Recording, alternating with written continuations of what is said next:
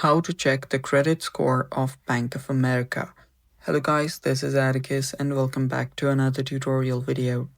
In today's video, I'll teach you guys how you can check your credit score of your Bank of America. So without any further ado, let's dive right into it.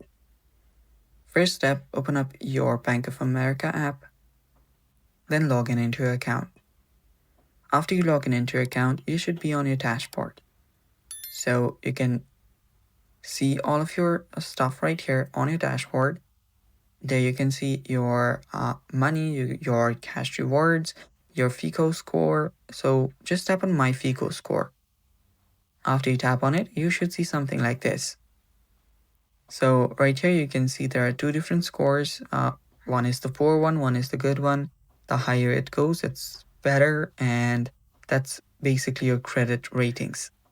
So what you can do is you can simply scroll down, you can find your FICO score history, your national averages, and everything. So right here you can see your Chase credit journey.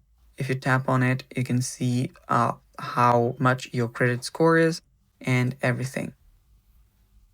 And yeah, that's basically how you check your credit score of Bank of America.